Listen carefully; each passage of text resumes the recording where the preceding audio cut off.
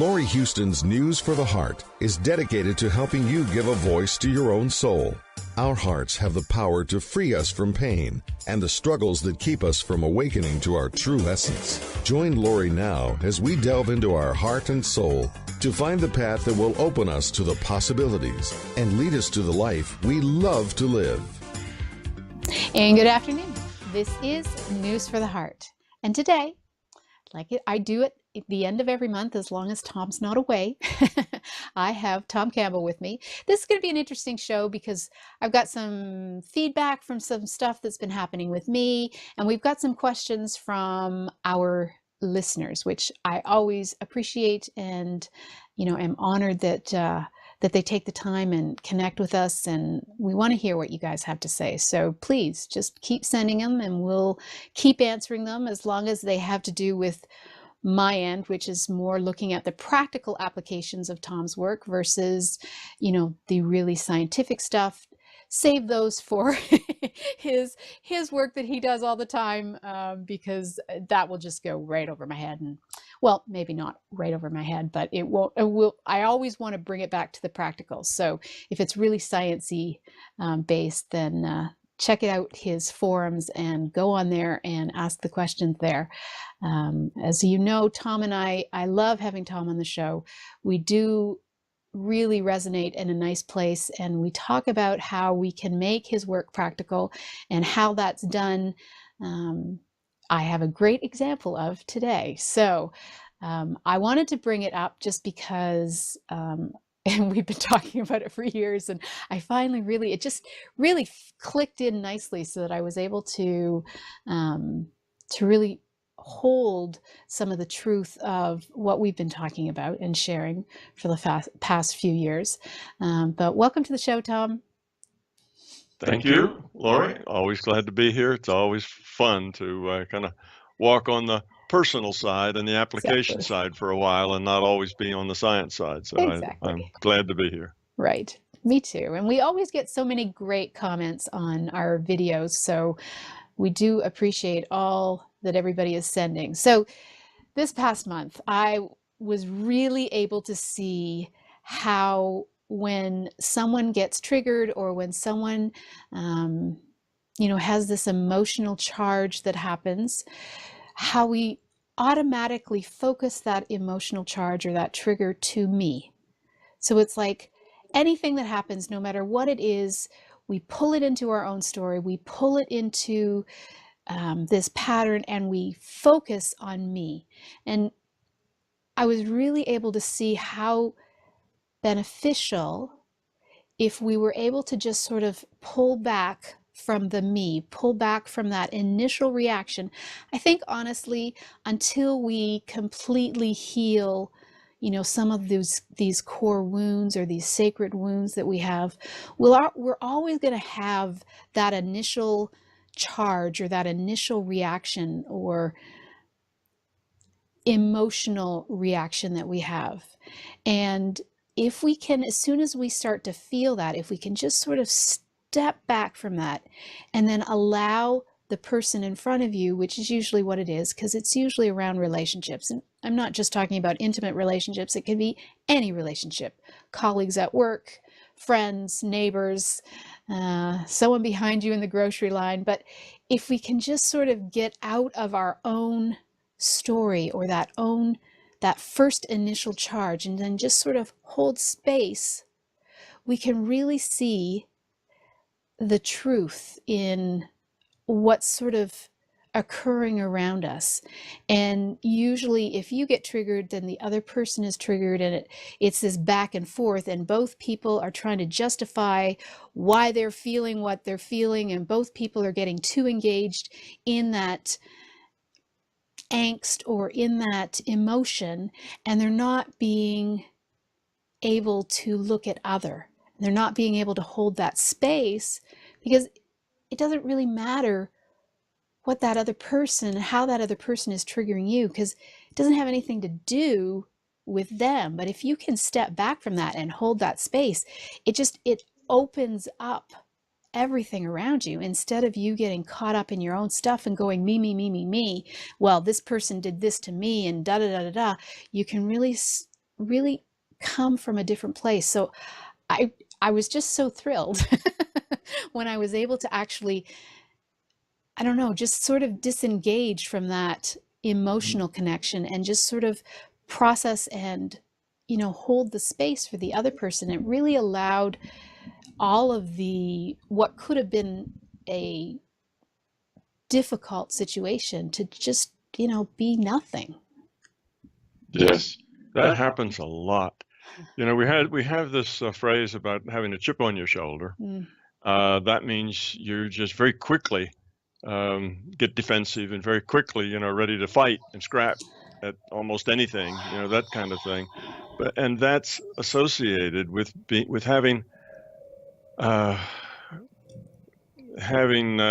say, some sense of insecurity, but that's not quite the word, inadequacy, some sort of vulnerability. When you feel that maybe you're not doing it as well as you should, or that other people think you should do more, and you have that sense of a little chip on the shoulder, that you feel like maybe you are under the gun or somebody's criticizing you. Well, you jump to that conclusion when you hear them say something, and they may just be stating a fact.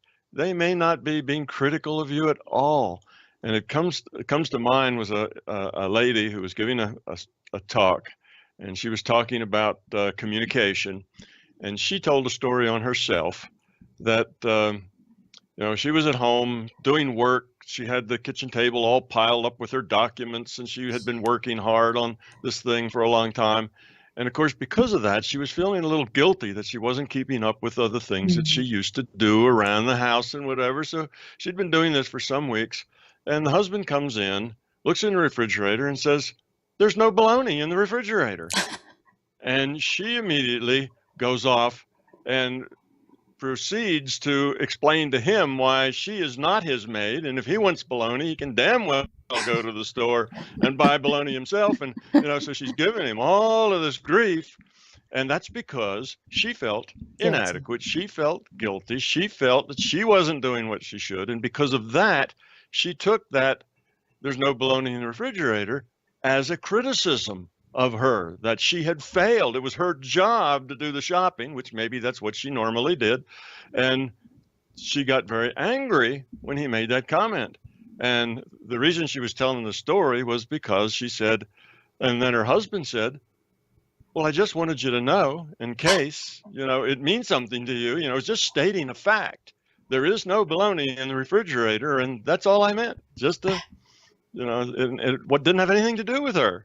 He was just out loud kind of saying what came into his mind when he looked in the refrigerator. He wasn't criticizing her at all. And she realized that. And then she realized that that was her problem, not his problem. And you're saying something very similar. That stems from feeling inadequate, feeling like you're not as much as you should be, feeling insecure. Then when you hear things, you tend to jump to the conclusion that it's about you. And it's not only about you, it's being critical of you. It's saying something, it's trying to order you around or tell you what you need to do, or somehow somebody's treading on you. Well, that's back to the old chip on the shoulder. And when you feel insecure, vulnerable, guilty, inadequate, all those things, then you have this little chip on your shoulder. And when somebody says something, you tend to take it as a hostile comment, and then you react to it as if it was a hostile comment. And the other person's going like, "What's that all about? Why telling me that I can damn well go buy my own bologna? I just made a statement." So then that person starts to get surly because they've just been attacked. Exactly. You see? And they say, "Well, what do you mean I can go buy my own bologna? And then they'll come back with something, and then that turns into a fight, a problem. When the fact was, there really was nothing to fight about at all. It was just a statement made that when particularly guys do this, they just talk what they see and how they feel at the moment. Sometimes they just say it, and it wasn't an attribution of responsibility at all.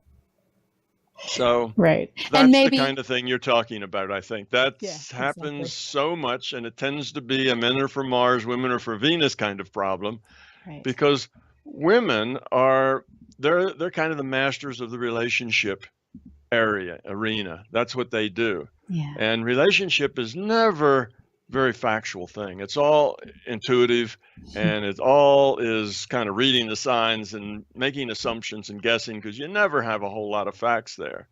Okay. And if they tend to say something, if they come out in their intellect and say, and want to announce that there's no baloney, there's usually a reason. They're only going to say that if they think somebody else needs to hear it, you see. But so when they hear their husband say that, then they think it's the same way. The only reason he's saying that is because he thinks somebody needs to hear it, and who else is in the room but them. Therefore, they take it personally, because they don't say things to people in relationship unless there's some connection to be made. So the ladies tend to be more manipulative in the sense, not in a negative sense, but just in, if I do this, it'll cause that, or I say things because I think certain people need to hear that way, and they do relationship from their intellect. Right. Guys don't, you see. So for the guy, it didn't have anything to do with relationship. He was just stating a fact and saying it out loud, and he didn't actually mean that it was anybody would particularly do anything about it. It was just an announcement, if you will, you see. But ladies will take it the way ladies would do it, and if they did it, that's the way they would have done it. It would have had a purpose, not just a statement of fact. Ladies don't go around just making statements of fact, because that doesn't work in relationship business. They have a a point that they're making.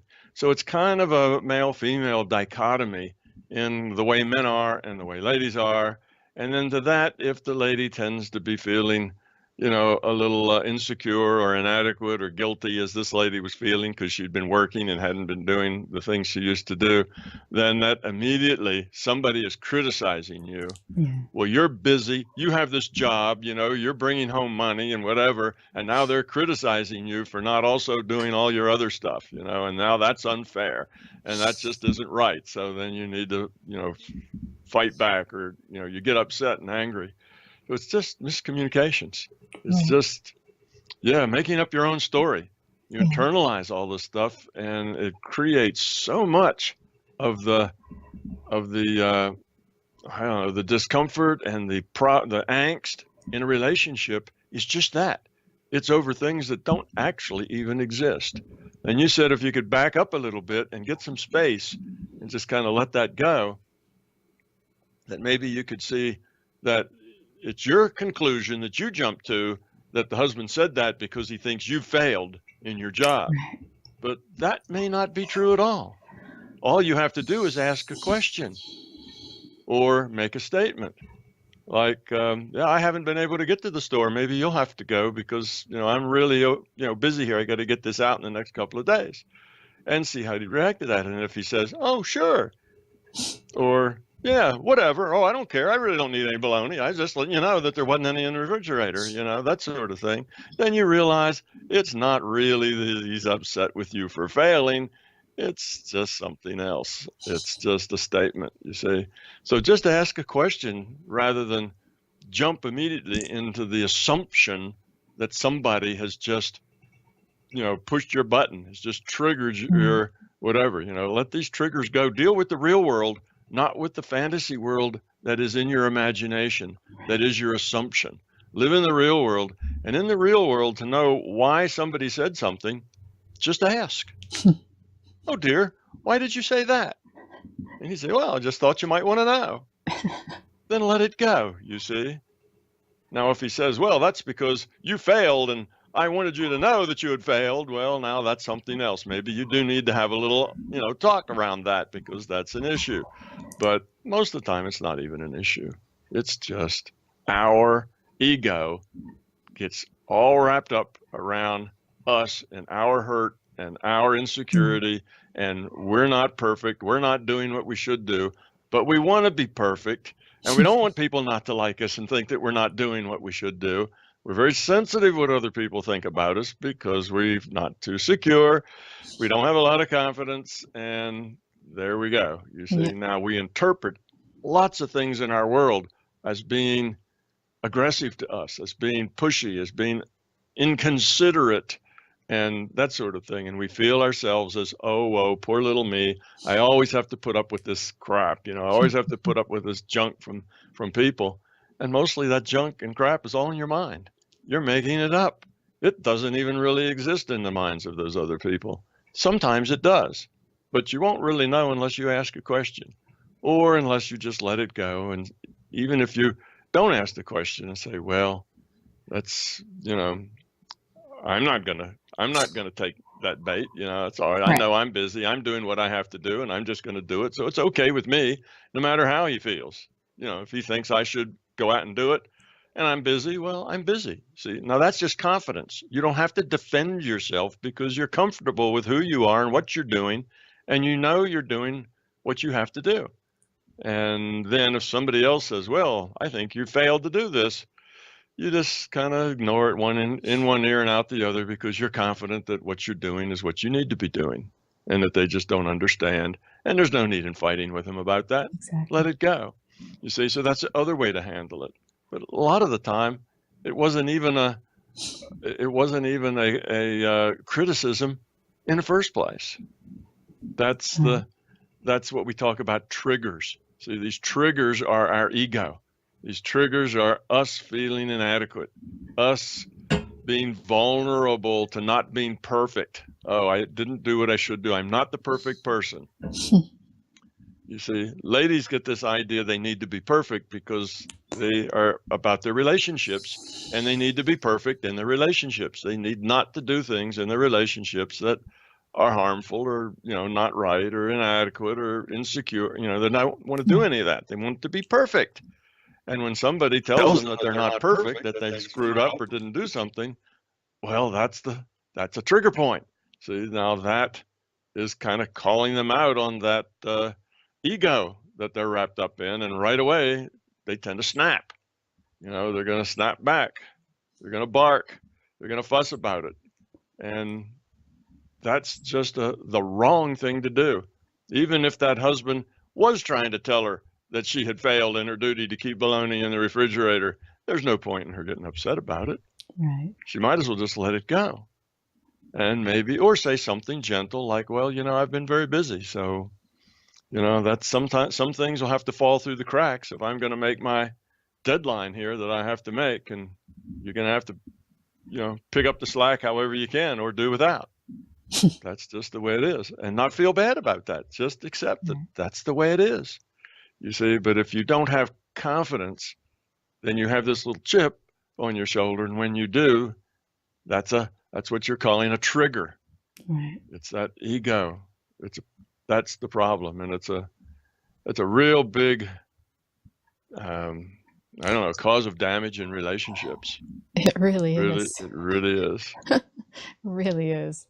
All right, so let's go into our question. So this is a good question. It kind of talks about how we say, we're not really in control of things that are happening. So let go of trying to control things. Be in charge of your emotions, but let go of being in control. And then bring into that setting intentions. And so how do you, I guess, let go? Once you set an intention, it's sort of focusing energy to a specific place. So if you're working on intentions and how you want to focus your energy, how do you then not, and I believe this is part of the question, how do you not, how do you let go of being in control of it or being in charge of your emotions? Is that clear? No. Okay, so so we talk about how it's good to set intentions so that it's, it focuses our energy and it moves us towards a certain place, and it gives us, whether it's a goal emotionally or spiritually or whatever. But we also talk about, and I guess this is why the confusion is there, and I think it's a good one because I think a lot of people get confused. We also talk about letting go, like don't focus on the outcome, let go, don't try to control everything. I see. So you see what I'm saying? Yeah. Yeah. Yeah, those two seem to be at odds with each other. Exactly. And one of them says, if you want to change, you have to have an intention.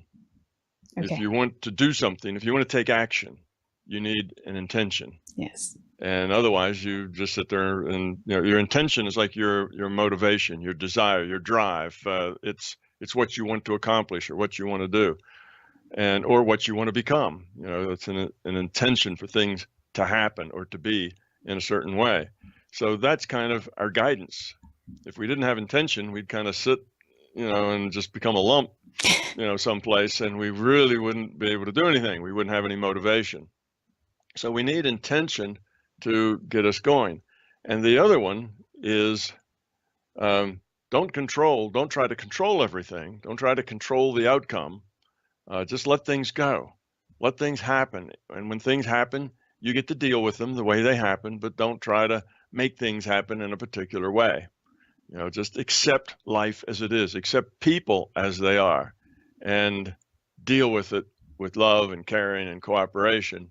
And that's a good thing to do. Okay, so those are the two I did, and both of those are true. Right. Okay, so why do they sometimes seem to conflict? Right. Well, one is the intention isn't really setting a goal for the most part. It's not like this is the end point of what I want to happen. When we say have an intention, when we're talking about an action, it's more of the path, not the end point. It's more of the journey, not the destination. The intention is about, I want to be more caring. I want to be more aware of other people. I want more empathy. Okay. Now that's kind of a thing in process. That's not a goal. I mean, you might think if it's a goal, I want to be that, but the way we apply that is we start to care more about other people, what they think and how they feel. And it's an ongoing thing. It's a way of being, not so much I want to move my entropy from 3.7 to 4.2. See, that would be a goal. We don't look at it that way. We look at it as it's just a process that I need to work on. Okay, I would like to be more caring. I would like to not get angry. I would like to get rid of some of my trigger points. I got so many trigger points. I'd like to eliminate some of those trigger points, just get rid of them. Okay, now these are like processes in work. And that's sort of what we mean with our intention. If we use our intention, say, to get data out of a database, then we have an intention on the information that we would like to have. And that's also an intention. Okay, but that is not really in conflict with things happen. Things happen in spite of our intentions. Whatever our intentions are, things happen. We're not in control of the universe. We do not live at the center of the universe, and the universe does not evolve around us, and stuff happens.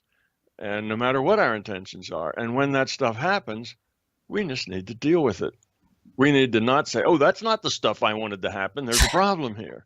You see, that's you wanting to have controlled it, and you didn't control it. And what was I missing? How could I have manipulated that better? See, that's not such a good idea. The better idea is stuff happens. How do I deal with it? So you accept things that happen, and you also have intentions of, how you would like to become, things you'd like to do, information you'd like to get, how you be. That's our direction. Our intentions set our direction. Where are we headed? And kind of why are we going there? And what's the point anyway? Why am I going there? So this is an intent. And at the same time, stuff happens. Whether you intend, like I say, whether it's your intent or not, doesn't matter. You're in a multiplayer game with hundreds of other people, and you can't control their free will. So you have to deal with that free will, and don't try to control it. Don't try to control people in the way they are. Don't try to force people to understand things the way you understand them. Just let people be the way they are and deal with them in a very positive way. So those two things aren't really incompatible, but I can see that the words can be confusing, because one of them is saying just let go, and the other one's saying no, intend a particular thing. But it's a difference in the way we're applying. Don't intend that the future has to be the way you want it. You see, now that's depending on an end goal. I want people to do this. I want people to do that. I want this thing to happen and that thing to happen. And now that intention generally leads to action of manipulation, control. You try to control it to make those kinds of things happen. Okay. So the intention that I'm talking about isn't that you're trying to control things to happen, is that you're trying to access things, you're trying to grow. It's not a matter of control. You have to have the intent to do it, but it has to happen. You're not forcing it. So you can't really force data out of the database. You just ask, you can't force yourself to be more sincere or less angry or fewer trigger points. You can't demand that or manipulate it. It just has to happen. But it won't happen if you don't have an intent. See, you're not really manipulating or taking control of that. The intent's just setting the direction, and there's really no control there. It's not a control thing. You're not controlling. Now, if you do control it, if you say, okay, I'm going to control my anger. Every time I get angry, I'm going to swallow it. I'm just not going to say anything. When I feel angry, my lips will be pressed together and not a word will pass, and I won't act angry. Matter of fact, I'll train myself. Whenever I feel angry, I will keep my mouth shut and smile. That's just what I'll do, you see. Well, now you are manipulating. And now that is a thing where you're trying to control. It's manipulating. It's being inauthentic, and it's not good. It's not helpful.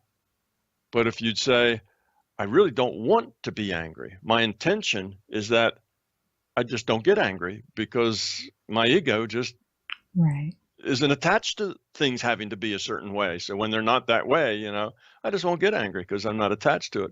Well, now that's an intention to grow toward. That's good. So there are two different things there. There's a difference between control and intention. And intention isn't an intent to control. It's an intent to be. It's a guidance of how you're going to go and how you're going to approach things and how you'd like to grow up. It's not a control thing. You're not forcing those things, because if you are forcing them and controlling, like just smiling whenever you feel angry, well, you're not growing up any. That's not helping you. It's helping all the people around you, because now they don't have to put up with your anger, but they feel that anger in there anyway. Even if you sit and smile, they can feel that anger, and it pretty much works out the same way, although you don't get into as many arguments, but still you're seething inside, and that makes it worse, because without expression, it tends to build up until pretty soon you pop and go into some sort of super angry mode where you're angry with everybody, and that's not helpful. You don't want to just stuff things under the rug and not deal with them. So it's not about action. It's about just meeting life and being who you are. And if you don't like that, well, then intend to be different. But that's not a control. Don't control yourself to be different. Be different. Right. That's sort of the difference between those. I think there's a lot of confusion around the law of attraction. I know we talk about this every once in a while, but, where you're to focus on, the new house or, the fast new car, or, that when The Secret came out, it was very kind of greed oriented and very focused on, positive thoughts and very much things outside of yourself versus, working on ourselves to grow. So I think people get confused about, they do. Is that but the thing is that the law of attraction, it is based in fact, in the sense that we do modify future probability with our intent, but it has, for that to be very powerful, for it to work, for it to actually modify future probability with any surety, that intent has to be out of the being level. It has to be focused. It has to be kind of I don't know, I guess being level is the best way I can say it. It has to be a thing out of your core. It can't be just a wish. Right. It can't be, I sure would like a faster car. I sure would like a prettier girlfriend. I sure would like a lot of money in the bank. So I want it. So I'm going to think about having it all the time, because that would make my life easy. There's almost no power in that. Right. That's just an ego whining about the things it would like to have. And whining egos don't have much power. That's about as powerless as you can get. So even to get that new Mercedes-Benz in your garage, it has to be, the intent has to come at a level much different than just your ego whining. That's a very low power intent. It has to come out of a kind of a deep level. And if it's always about stuff, about you aggrandizing your ego. Oh, now I have a Mercedes-Benz. I'd really be cool. I'd have the only one on the block and everybody would think I was great. That gets in the way. That's ego. Yeah. And the ego tends to weaken your intent. If it's an ego-based intent, it's a very weak intent. That's more like a wish. It's not really the kind of intent that modifies future probability very well. So the people who see it as a getting stuff because their ego would like to have the stuff, well, it just never seems to work for them very well because they're approaching it through ego, and ego is a very weak player in the ability to modify future probability. It has to come from a deeper place. It has to come from kind of the level of, we might say the level of soul. It has to come from that sort of place. And from that sort of place, that's not where the ego is. Yeah. That's outside the ego. That's a different place. That's almost a spiritual space is where And the that comes from. soul really is not going to care about the Mercedes or the really large house. It's really not going to care about any of that, right? So you see, those two are kind of incompatible. Yeah. So, it needs to come out of that deeper level where the Mercedes-Benz really isn't an interest. If it's the stuff you want, you're pretty much coming out of your ego. Yeah. And your ego is a weak player. If it's something more significant to your growth and to life and, something like that, now you have a lot more traction because now it's coming out of a stronger, more powerful place. And that's why sometimes this law of attraction seems to work very, very well, and sometimes it doesn't. So you can get people who can train themselves with practice to have their wants come out of that deeper place, but they have to not do it because of ego. There has to be some other sense driving that besides that would make me cool, because if that's their sense, they're not going to be successful. Honestly, I think most of the people that were successful in the law of attraction from the movie were because they were teaching other people to do the law of attraction instead of actually being the law of attraction. You know what I was saying? They kind of did it by teaching other people and charging a lot of money to teach them how to do it instead of actually, but that's just a yeah. So that's because it doesn't work very well because Right. It's incompatible. Right. You see, And they're it not has to teaching come. all of the pieces. The pieces aren't all there by just looking outside yourself. Those aren't the pieces that we need. No. Right. All right. So I think that answers that question.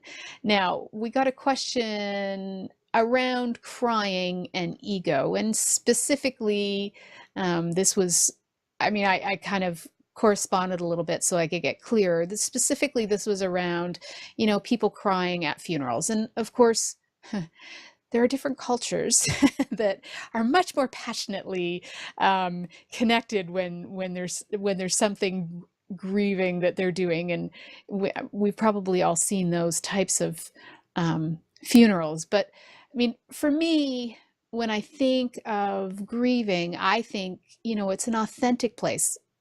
Obviously it is ego, but it comes, at least we're being authentic and not kind of stuffing down an emotion that we really need to deal with. Like it's, if we hide behind all of our emotions, we're not growing up either, because we're just stuffing them down into our unconscious, and at a later date we'll have to deal with them or not, but it's not helping us grow by not honoring some of this. But I do understand that there are some that kind of go way overboard with their grieving process and are much more emotional than others. But okay, so we sort of discussed this a little bit before the show. So you now offer what you see in crying around funerals. Okay, well, grieving and crying at funerals, we'll just kind of all wrap that up in grieving, even if it isn't a funeral, and even if you're not crying, it can still be, the grieving, Yes. the grieving process. that tends to be ego because it's about your loss. Yeah. People who are upset and crying tend to be crying because now their life is different. Now they won't have this person in their life anymore. So it's about their loss, about them. And when it's about you, that's ego. That's the woe is me. Life is different. I didn't want this change. I don't like this change. I want it to be the way it was before. I don't want to do this change. What am I going to do? How am I going to do it? Everything's different now. It's, that sort of thing. And you can feel that way about other people. Oh no, Susie had 3 little children. She got run over by a bus. Oh no, that's so sad. What's going to happen to those children? And then you can get upset over that. That still is about you. You're feeling things aren't the way you want them to be. So you might think, well, that's really about Susie. That's about others. No, it's about you. Life is a way you don't want it to be, and that upsets you. You see, and that's ego. But grieving is not a problem.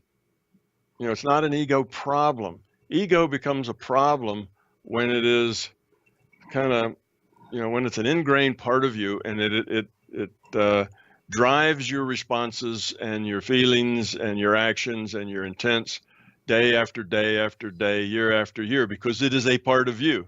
See, that ego that defines you is the problem, because you now have an emotional reaction because you lose somebody, or something else happens, in your life. You don't get the job that you thought you were going to get, or your cat dies, or some other sort of thing that happens, or you don't get accepted to that school you wanted to get accepted to. There's a little grieving there. There's some emotion, and you can feel bad about that. You can feel upset about that. And that's okay, because it's temporary. As long as it's temporary, it's not really a problem in your growth. It's not like, oh, nobody should ever cry at a funeral because that's ego and ego's bad. That's silly. No, don't, that's not the way it is at all. If you're upset, cry if you're upset. That's authentic. If you're really bothered because things aren't the way you want them, you can cry about that. Things aren't the way I want them. But if you let that go on, if that begins to drive your life, you see, now it's not temporary.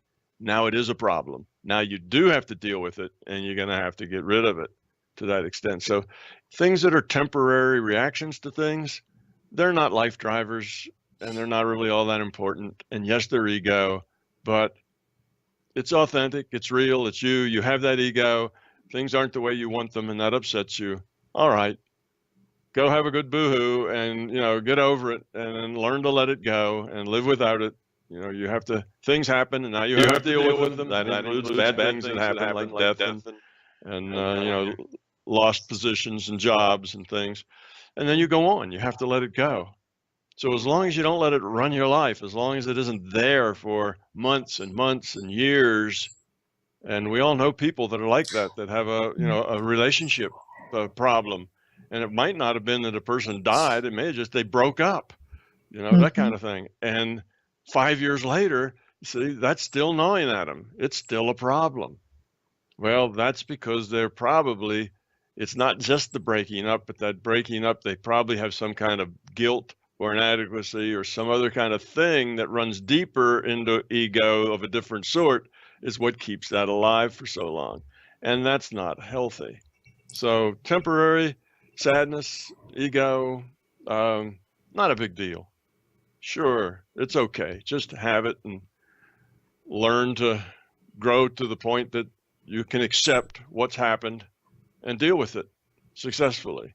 But you got to deal with it. It's not like, well, I'll deal with it over the next 10 years. Well, now that is a problem. You see, or I deal with it.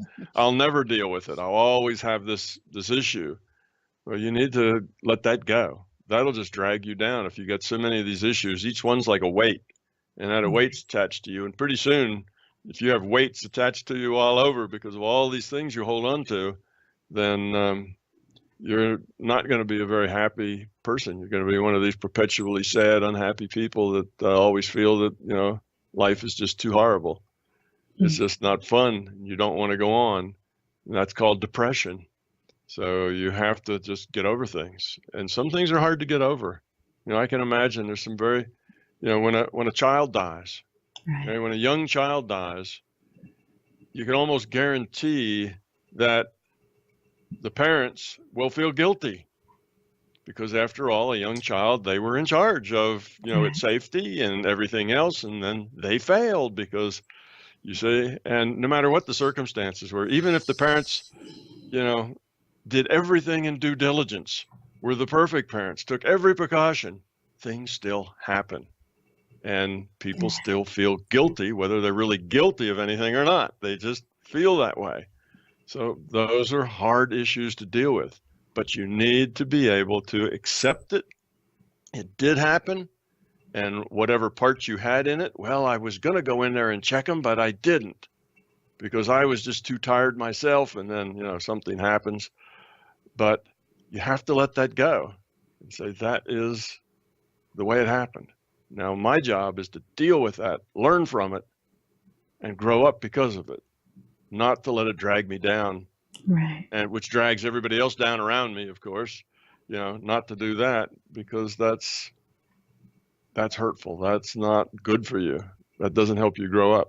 So ego is not a problem in small doses for specific reasons. That's it doesn't have any long-term difficulty for you. That ego you carry around forever, or you carry it around deep, that sort of like the hand, the hand up your back that makes you react to things the way you do, that gives you all those triggers. That's the problem. Right. Crying at a wedding doesn't produce a trigger for you. It shouldn't produce a trigger for you. It's just an experience, and it's okay. I think when it comes to death, and I know this is a little off topic because really we were talking about ego, but it's hard for us. I guess it's hard for us not to sympathize in what happened to that other person. It's like, I hear what you're saying with regards to a child, but a lot of people get very emotionally charged when you think of somebody murdered or raped or that kind of thing. And when it happens to a child, or when like there's all these, but what if? And the thing is that we're focusing, like, it really has nothing to do with that other person. Just like you said, it really has to do with our ego and how it sort of made us react from a different place. Like, a lot of people have abandonment issues. So when something like a murder happens or a death, or we kind of get triggered from our own abandonment issue, regardless of how close they are. But it's like this charge to it that, oh, we don't see that person just gets to transition to a different form. We think they're somehow now never going to be, that energy is no longer exists, and we're never going to feel that person again. And it's coming from this place of me instead of right. Exactly. It's coming from, it's all ego. Things aren't the way I want them. I don't want those things to happen. I don't want them to happen to other people. I don't want them to happen to, even people on the other side of the planet. And it upsets me when I see these poor people, being pushed around by soldiers or whatever, those things. Then people have very strong emotions for that. Well, it's good to have empathy. It's good to see that situation. It's good to see what's wrong with it. How did it happen? Why is it like that? It's good to understand those. We're not thinking, oh, well, that's the way it is, go on. No, that's not what we mean. It's good to understand it. But if it's about you, because now you feel frightened, now you feel hurt, because it shouldn't be that way. If that's your idea, well, it's not fair. You see, that kind of thing. It's just not right. Well, that's indignation. And that indignation is just your ego. You have to deal basically with understanding things the way they are, accepting the things you can't change, changing the things you can, and always trying to be part of the solution rather than part of the problem. If that makes you angry, and now you watch videos and people are being abused and you're angry about it, Well, now you're part of the problem. Right. You see, anger, fear, ego, that's part of the problem. If you get down to the basics, the reason those horrible things are happening to those people is because of somebody's ego, somebody's, fear, somebody's thinking about what they're going to get out of it. That arrogance, that's all ego, that's all fear. So now you let that push you into being more fearful, more ego, anger. Well, now you've just added to the problem. Well, no, you haven't gone out and abused somebody, but still you're adding negative things into our being here, into our culture, into our world. And we need to get rid of that negative stuff, not add to it. That's like when the guy says there's no bologna in the refrigerator, and then his wife gets angry. Then he gets angry at the wife because she got angry, and then she gets angry at him because he's angry now for her being angry. And pretty soon they're not talking to each other and they're having a big fight, you see. And in her mind, he was really being rude and didn't seem to give her any respect. And in his mind, he was attacked for no particular reason, and that never comes out. The reality of the situation is never understood. All that's left is anger. That doesn't help. It really doesn't help. So it's the same if you've seen, people get bullied somewhere. Well, that should make you think. You should have empathy for that. And you should understand how that came about. What's wrong there? Those are important lessons to understand. You don't just pass it off. You learn from it. Well, why is that like that? Was all the causal things that led to it? And what you'll find generally on both sides is ego, fear, ego, belief. That's what causes it. That's the problem. And now what do you do in reaction to that? More fear, more ego, more belief. So that is not helpful at all. Right. Perfect. All right. Last question. So last question has to do with, can we feel energy from our clothes? And personally, I do a lot of clearing work, and I've never had to clear clothes, but I think you came from it from a different perspective, which I really liked. So let's talk about that. Okay. Well, if you get somebody's clothes, let's say you go into a second shop and you buy stuff that somebody used to own, and is there a problem with getting some of the energy of that person that used to own it, and gets on you or, affects you some way?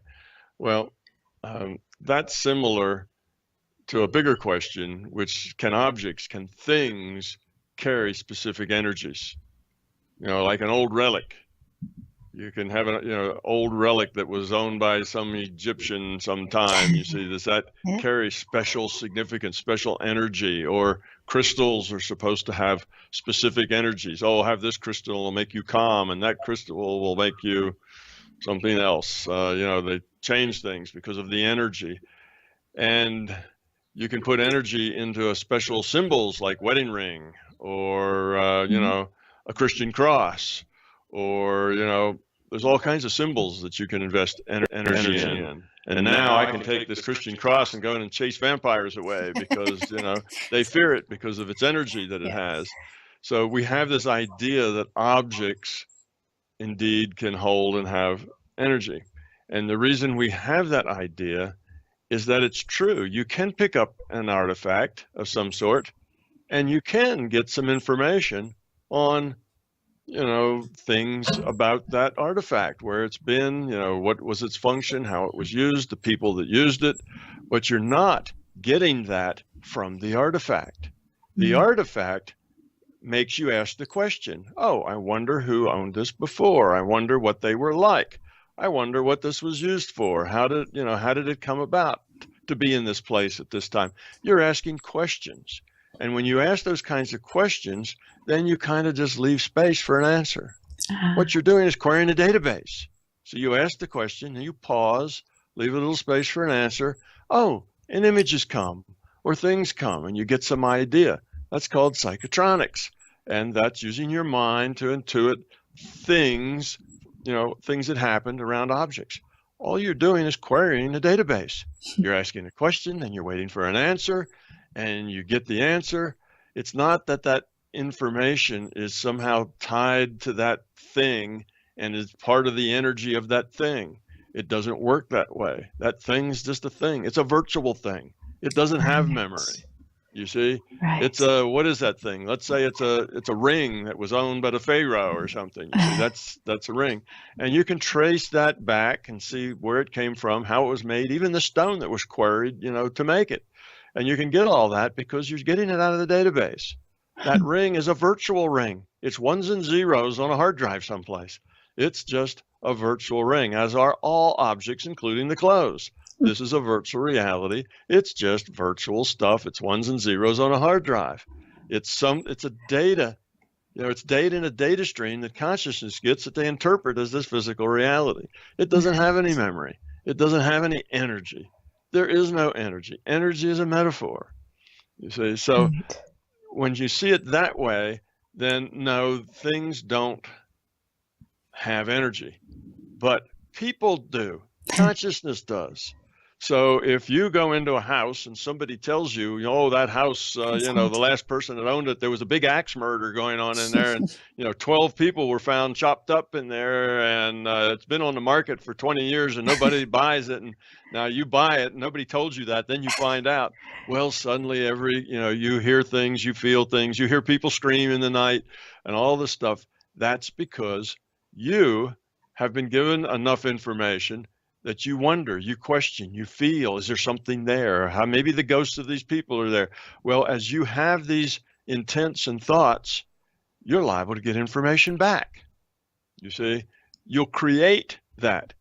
You'll create that exchange, if you will. You'll create the ghosts. You'll create other things because now you are interactive with that possibility. So that becomes part of your data stream, and you may even see that ghost walking through your room, with an axe in hand. Well, all that is data in your data stream. You see, it's not physical, it's not there. And if nobody had told you a thing about it, you probably would never have that reaction to it. But it's still possible you might. It's just not as likely, because if everybody else around that area knows about it, they're all thinking about it too. And they're saying, oh, those new people from New York, they came down here and didn't have any idea, and they bought the old Smith place, that's haunted. Well, if thousands of people around you have that in their mind and wondering about how those New Yorkers are getting along there in that old house, well, that may be part, we have conscious to consciousness communication all the time. That may actually create something, but it's all coming out of the minds of people. It's not because places are inhabited. And when you go in and you cleanse a place, you clear it, what you're doing is you are providing not only information, but information with a couple of exclamation points after it that says, it's okay now. This house this is okay. This space doesn't have that problem anymore. And when the people who have hired you hear that, then they feel better. And when they feel better, they let those things go.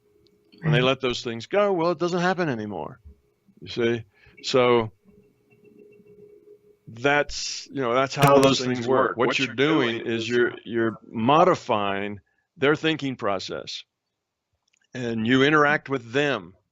If you just came into their house and they didn't know about it, you knew these people had a haunted house and you were going to go and clear it for them, but you didn't say anything to them. You broke into their house, you cleared it for them, and then you left, and nobody could tell you were ever there, right? It probably wouldn't have worked. You see, it just wouldn't have worked, because part of what you do is communicate with the other people, explain to them what you're doing, and oh yeah, I felt this over here. Oh, well, then they say, she knows. She connected with it. Okay, that's good, because see, they couldn't connect with it. They're just frightened by it.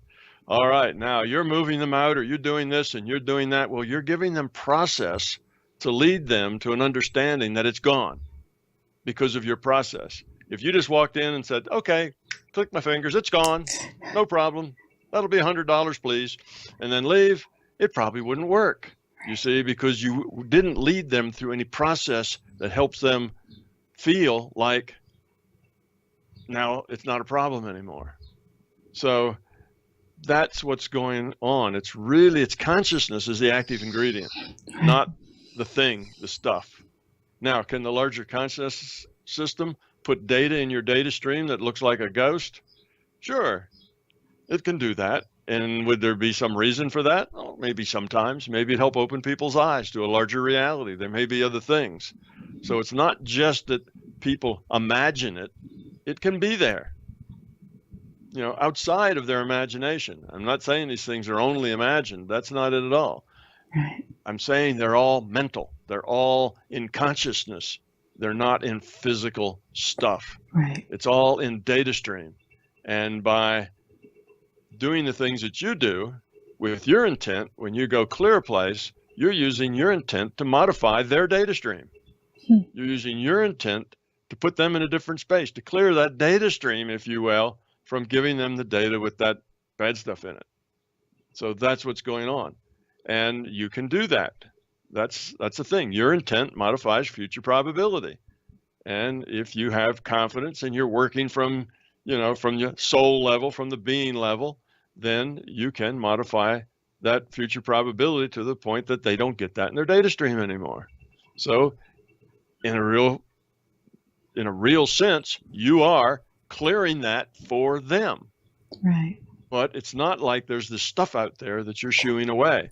What you're clearing is all in consciousness, because consciousness is where everything is. There's nothing out there anyway. It's a virtual reality, you see. So all the activity, all the work, all the change is going on at the consciousness level. It's not going on at the physical level. We just think it is going on at the physical level because that helps us focus. It helps us focus our intent. It gives us a process to work, you see. So we kind of think of it that way, but those are tools. And there'll be people who clear houses and they all have different tool sets. They have tool sets that they've grown up with, some sprinkle holy water, some do this, some light candles, some say prayers, some, they have all kinds of tools. The tools are irrelevant. It's what they do with their conscious intent, and those tools help them focus that intent to do it, because all the changes are in the realm of consciousness, not in the realm of physicality. There is nothing in this realm of physicality. It's just information in consciousness and data streams. Yes. So that's how those things work. So this crystal will help you have calmness. If you think this crystal helps you have calmness, and every time this crystal comes near to you, you go, I feel so much calmer, then that will work. You'll have that as an association. And that crystal comes around, you'll associate that with calmness. And when you do, what you're saying is, I feel calm. I want to be calm. Let go of all the stress. Okay, let that go. This crystal helps me do that. Well, the crystal's just a tool to help you focus your intent on the calmness. Right. You see, it's not the crystal that causes you to be calm. The crystal causes you to focus your intent on being calm. It's your intent that is actually doing it. But if you don't have this process to go through, if you can't go get your calming crystal and then feel calm, then you can't do it yourself because you don't feel like you have that kind of skill or ability. If I could just tried to be calm, it wouldn't work. But if I go get my calming crystal, that works. It's just a tool to help you focus your intent. And the tool has to have some process to it.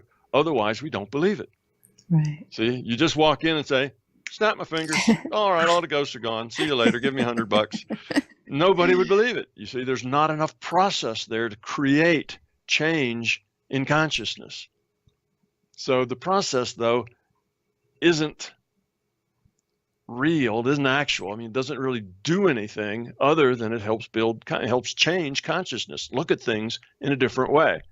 So that's the way bringing the calming crystal in and makes you feel calmer, because now it allows you to have confidence and an intent that you can let that frustration go or whatever. So you do feel better when that calming crystal is around, you see. But that could be it could be a wash bucket instead of a crystal. Whenever I put this wash bucket here, I feel calm. And if you made that association, it would work just as well. You see, it's not the crystal, it's the association. Well, we won't make associations with wash buckets because, wow, that's ridiculous. What could a wash bucket do with anything? But crystals, they're kind of nifty and so on. So we can make an association with them. And people can charge a great deal of money for these crystals, so they must be doing something, right? But Oh, that's an interesting sure. thing. So this could Yeah. lead to another show. I'm thinking that we'll expand on the different. This Yeah. has led me to some more questions. So we'll leave that till Okay. next week, or All next right. month. But that was some interesting information. I'm sure I've heard it somewhat sort of before, but no, this came in a different way that I haven't heard. So I'm looking You know, forward to that that show. price on the crystal actually makes it work better. Well, of If the course. crystal only cost a penny, it probably wouldn't work worth a damn. Nope. If it cost, $400, it'll work every time. You see, because it's just building confidence. There's something there. It's important. It works. People value it. And that allows a person then to change themselves because they have this aid, you see. They're not really, if Yes. they just had to change themselves, they'd be helpless. But with this aid, they can do it. Yeah. That's like Dumbo and his feather, right? Didn't Dumbo have a little feather in his It's trunk true. that helped him fly? Yes, Yes. it worked the same way. Yeah. Yeah. Yeah, he had a feather that helped him fly. And that changes the way we see things. It changes our intent. It changes our possibilities. You see, without that crystal nearby with calming energy, I don't have the ability to just calm myself. But with that, I can. So it gives you an ability to refocus your mind in a different way. New possibilities arise. I've got a possibility of calmness now, whereas before I didn't because my crystal's here. Right. Well, once that opens up a possibility and you put energy, if you will, energy's a metaphor too, but if you invest your intent into that possibility, it starts to happen. It starts to come true. What you're doing is changing your mental space, your mental state, Right. or your state of consciousness starts to change. And when it does, then you see things differently. You feel differently. So that's what's going on. So yes, if you get somebody's clothes and then sometime after you got those clothes, you start feeling anxious about things. And then you think, wow, I bet it was those clothes. Now you've made an association. And once you've made that association, those clothes will probably make you anxious whenever you wear them or whenever you're around them, and you will have this need to get rid of them and get them out of your closet because they're just got bad energy. You see, well, the bad energy is an association you made with them. And it may have been because you found out it was that mean little lady on the corner, who put those clothes there, or it may be that just something happened to you to put you in a bad mood and you associated it with those clothes.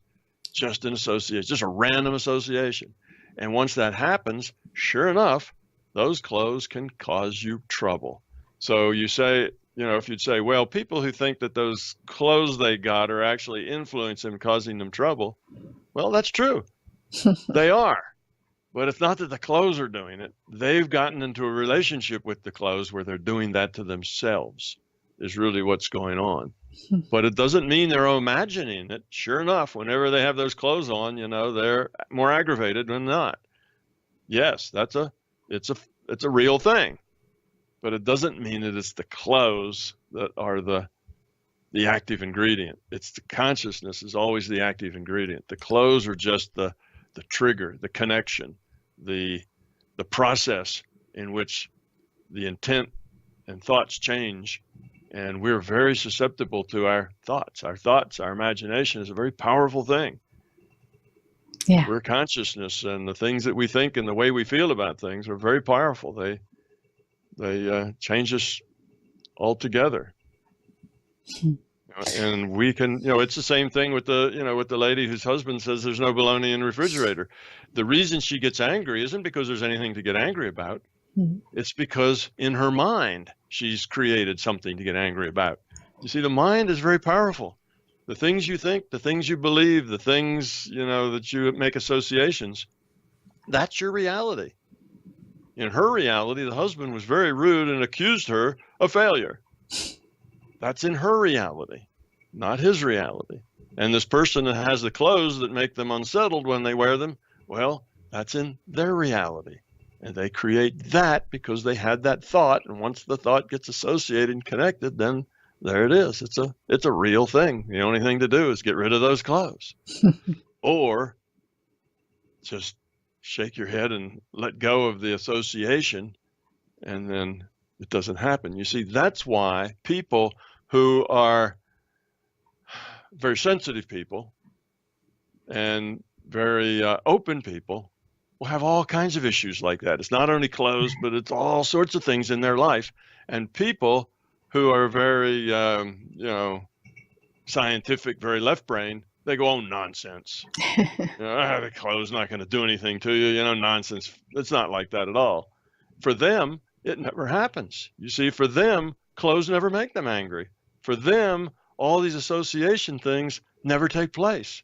They don't experience that energy that's in clothes. Well, how come the energy isn't in clothes for them, but it is for this other person? You see, it's not the clothes. If you don't accept that, you don't make the associations, then you never experience that. If you're prone to making those kinds of associations, your whole life has a lot of magic in it, because there's a lot of things that affect your mood and affect this and affect that. And, your horoscope isn't quite right for doing this today. And you have lots of things that, very interactive with you and your feelings and what's going on in your life. And they are very interactive. And if somebody says, oh, you're just imagining it all, you say, no, I'm not. I know these things really do influence me. They are real things and they're right. It is really influencing you, but it's not the things. It's the attachment to the things. It's the beliefs. It's the connection of consciousness. That's really the active ingredient, not the stuff. Stuff is just stuff. It's virtual stuff. It doesn't even exist except as in data streams to consciousness. Now, I know I've just probably thrown cold water on at least 10,000 people who are gonna read this, but. So just, it's Tom Campbell's opinion. If you don't like it, we'll just throw it out. What does he know? It's don't get wrapped up around it. It's not, just go on, live your life the way you're living it. That's fine. Everybody lives their own life in their own reality, and that's the way it should be. Right. Well, I think we're going to have a follow-up show on this, because I think it made me think of a whole bunch of things that, so we're going to do a follow-up show on this, because it made me think about healing and different things. We're going to do follow-up on this. So if you have questions and you want to know, how our consciousness affects us, that's kind of what we're going to look at next month. So thank you, Tom. As always, this has been a very interesting show. I'm glad we took questions and explored them, because it brought up some material placed in a different way. So I appreciate it. And I can see how the work I do, specifically around the clearing, is doing exactly what you talked about with its consciousness. And we can talk again a little bit more about that next month, because it really brought up a lot of different stuff. But thank you very much, Tom. As always, if you want to know more about Tom, go to his website, My Big Toe. He has a forum. He has hundreds of YouTube videos, and now mine are being included with them. So take advantage of all this, because he is a wealth of knowledge that many people can benefit from. So I look forward to having our show every month, and we will talk next month. So thank you again, Tom. Well, next month will be something to look forward to. It'll be fun. We'll talk about how intent modifies future probability. That's how you heal. And it's also how somebody else's clothes make you feel itchy. There you go. It's the same process. It's intent modifying future probability. And we can discuss that next time. That'll be fun. That will be fun. All right. So until next month, you've been listening to News for the Heart, and we've been getting to the heart of what matters. Thank you, Tom. You're welcome. Have a question for Laurie and want to be on the next News from the Heart show? Drop us a line via instant feedback at bmajor.org. News from the Heart is brought to you by Intuitive Soul and is produced by Major Radio for Clear Channel's iHeartRadio and bmajor.org.